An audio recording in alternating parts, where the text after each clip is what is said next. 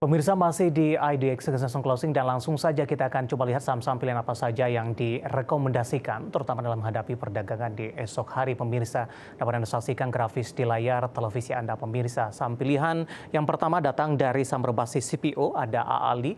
Ini juga sudah cukup lama saham-saham berbasis CPO tidak direkomendasikan. Nanti kita akan coba ulas kenapa AALI direkomendasikan. Lebih ke arah trading buy, support yang bisa diperhatikan di 7.050, resisten hingga ke 7.450. Selanjutnya ada DMMX, lebih ke arah buy on break dengan support yang bisa diperhatikan di 292, resisten di 386. Nanti juga kita akan ulas buy on break di level berapa yang paling direkomendasikan untuk DMMX. Kemudian Aman Mineral yang hari ini juga ikut menjadi penopang indeks harga saham gabungan, juga lebih ke arah trading buy dengan support yang bisa diperhatikan di 7.125, resisten hingga ke 8.750. Kemudian juga ada Rukun Raharja atau Raja, juga lebih ke arah trading buy, supportnya di 960, resisten hingga ke 1180. AALI, DMMX, Aman Mineral, dan juga Raja, lagi-lagi keputusan investasi tetap ada di tangan pemirsa IDX Channel. Baik, kita lanjutkan kembali perbincangan bersama dengan Bapak Octavianus Audi, Head of Customer Literation and Education PT Kiwom Sekuritas Indonesia. Pak Audi, langsung saja kita ke AALI, Pak. Ini cukup lama tidak direkomendasikan saham-saham berbasis CPO.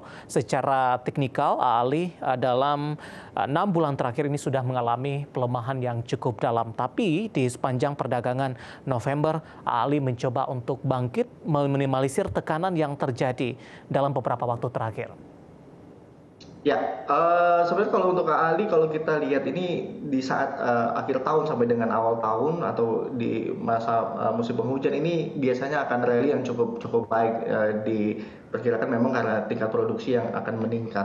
Tapi kalau kita bicara secara teknikal, ini saya melihat ada cukup menarik karena di sini ada pola divergent positif. Artinya harga sudah sedang sideways, tetapi memang indikator ini mulai menunjukkan penguatan. Jadi saya pikir untuk resistennya untuk AALI terdekat sangat potensial sekali sampai dengan setidaknya 7.450 sampai dengan di akhir tahun ini. Dan untuk batasan supportnya yang bisa ditoleransi adalah selama di atas 7.050 ini saya pikir masih akan cukup potensial ke depannya.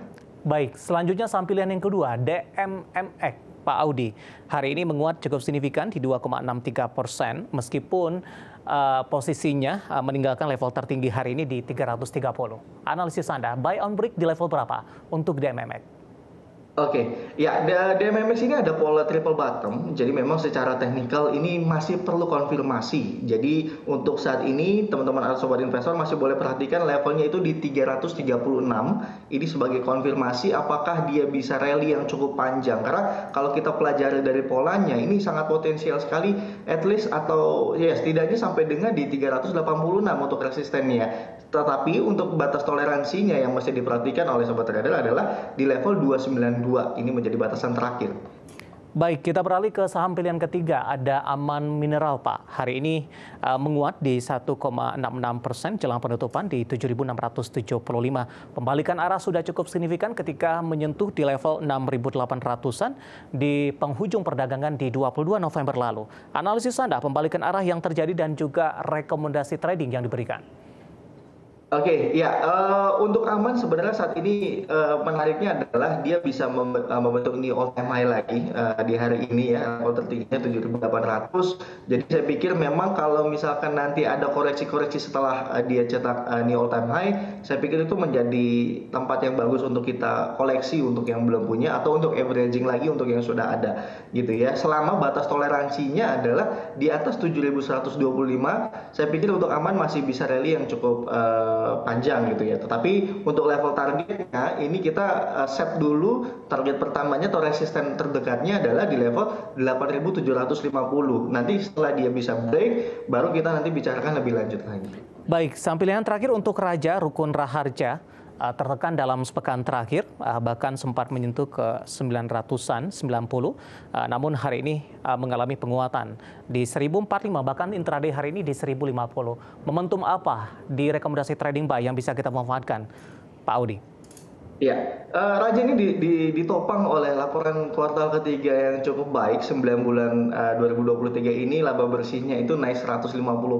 So saya pikir itu akan menjadi landasan yang cukup baik ke depannya. Karena mengingat PR di kuartal ketiga ini banyak yang memang membukukan pertumbuhan yang lambat gitu. Tapi lagi ini ternyata menunjukkan hal yang positif. Dan untuk level resistennya yang bisa diperhatikan jika teman-teman sobat investor ini ingin masuk, target terdekatnya adalah di 1180 dan saya pikir itu merupakan hanya sebelumnya level tertinggi sebelumnya di awal tahun ini. Jadi itu sangat possible dan untuk stop lossnya di 960. Baik, untuk raja saham pilihan yang keempat dan ada 4 saham pilihan secara keseluruhan ada AALI, DMMX, AMA Mineral dan juga Raja dan lagi-lagi keputusan investasi tetap ada di tangan pemirsa IDX Channel. Kita masih punya satu segmen lagi pertanyaan di WhatsApp interaktif kami sudah cukup banyak yang masuk. Nanti kita akan coba ulas satu persatu dan pemirsa kami akan segera kembali sesaat lagi. Kita sudah sampai di segmen terakhir dan terima kasih juga untuk Anda yang masih bergabung bersama dengan kami. Pak Audi, ada Ibu Liana dari Surabaya menanyakan perbankan digital BBYB sudah naik signifikan. Hari ini sempat koreksi tadi ke 351, kemudian mengalami penguatan kembali dan saat ini penguatannya lebih ke arah terbatas. Baru ingin masuk, secara teknikal direkomendasikan tidak Pak? Oke, ya kalau baru mau mulai masuk justru ini malah mulai hati-hati gitu ya karena kenaikan saat ini sudah mulai disertai adanya aksi jual dan saya pikir sentimen yang memang mendorong kemarin kenaikan itu adalah akan adanya right issue dari BBYB ini di Desember. Saya pikir ini cukup berhati-hati juga kalau memang baru masuk. Mungkin kalau untuk saat ini bisa untuk yang spekulatif dulu atau memang alokasi dananya kecil. Yang terpenting adalah batasi supportnya untuk saat ini di level 307. Ini mesti dan tapi kalau misalkan ternyata dia balik lagi, targetnya bisa terbuka setidaknya sampai dengan di 492. Baik, selanjutnya menanyakan saham Dewa, Pak. Tidak menyebutkan nama dan lokasi, baru ingin masuk. Direkomendasikan tidak, Pak Audi, untuk Dewa? Oke, ya untuk Dewa secara indikator masih bearish dan kalau kita lihat MACD pun masih dalam zona negatif. Jadi saya pikir untuk ambil saat ini masih sangat-sangat spekulasi. Tetapi memang boleh untuk mungkin 10% dulu alokasi dananya karena di sini ada support yang cukup kuat yaitu di 69. Mungkin boleh ambil di area 6971. Batasi jika dia turun ke bawah 67. Itu yang menjadi targetnya untuk R1-nya adalah sampai dengan di 80. Bapak Anggiat dari Bekasi menanyakan saham Hoki, Pak. Ambil posisi di 175, penutupan hari ini koreksi cukup dalam. Take profit di level berapa? Karena tadi sempat ke 193. Singkat saja Pak Audi. Ya oke, untuk Hoki hati-hati jika memang sudah turun ke bawah 172, ini sudah menjadi warning dan boleh untuk mungkin mengurangi lagi. Tetapi kalau jika memang terjadi penguatan, setidaknya sampai dengan di 202 itu menjadi potensial kenaikannya. Baik, selanjutnya ada Valeska dari Jakarta menanyakan saham BRIS, Pak. Ambil posisi di 1592. Jangka menengah akan kemana? Sudah profit sebenarnya, hari ini ditutup di 1660. Resisten selanjutnya. Oke, ya untuk BRIS ini masih boleh di keep dulu aja karena dia sudah mulai naik ke atas EMA 200, jadi support jangka panjang sudah mulai terbentuk. Batasi di 1600, targetnya untuk jangka menengah atau setidaknya di Desember dulu deh sampai dengan di 1800. Oke, Bapak Sihotang dari Medan menanyakan brand, Pak. Sudah punya di 6.000. Analisanya untuk perdagangan esok hari, lanjutan penguatan masih akan terus terjadi tidak, Pak Audi? Ya, ini masih terbuka karena memang hari ini dia masih menjaga low kemarin itu adalah di 5825. Jadi memang untuk batasan kita saat ini adalah di 5550 itu menjadi supportnya. Selama di atas itu potensial penguatan masih terbuka. Target satunya adalah di 6900. Baik, Ibu Lestari dari Jakarta menanyakan BRPT hari ini naik signifikan, baru ingin masuk. Direkomendasikan tidak Pak? Atau tunggu koreksi sehat untuk BRPT? Ya, ini masih boleh untuk ambil posisi karena memang saat ini sudah di dalam support EMA 200-nya, jadi memang support jangka panjang. Boleh diambil di sekitar 1010 sampai dengan di 1020 dengan target atau target satunya ya, itu sampai dengan di 1315. Tapi batasi kalau dia turun ke bawah 900. Oke. Bapak Wasis Budi Utomo dari Berau, Kalimantan Timur, Pak. Untuk Antam, apakah mungkin bisa ke 1.800-an, Pak? Singkat saja, Pak Audi.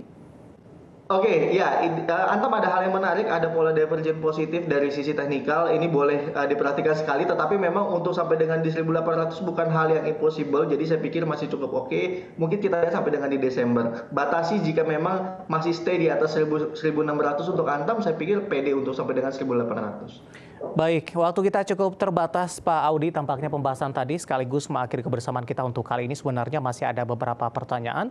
Bapak Oscar yang ada di Bali kemudian tidak menyebutkan nama dan lokasi, menanyakan Sampani. Kami mohon maaf, Anda bisa bergabung bersama kami kembali di waktu dan di program sama di perdagangan esok harinya. Pak Audi, terima kasih, sehat selalu Pak. Sama-sama Pak David. Baik, ada Bapak Octavianus Audi, Head of Customer Literation and Education PT Kiwum Sekuritas Indonesia. Dan pemirsa, dalam rangka memperingati ulang tahun ke-46 diaktifkan kembali Pasar Modal Indonesia, PT Bursa Efek Indonesia, PT Clearing Penjaminan Efek Indonesia, dan PT Kustodian Sentral Efek Indonesia kembali menggelar Public Expose Live 2023 secara live virtual pada 27 hingga 30 November 2023. Pendaftaran investor dan media bisa melalui link kami seperti yang tertera di layar televisi Anda. Dan penyampaian tadi tampaknya mengakhiri kebersamaan kita di IDX Executive Closing untuk kali ini. Akhirnya, saya David San Oval dan seluruh kerabat kerja yang bertugas mengucapkan terima kasih. Sampai berjumpa kembali.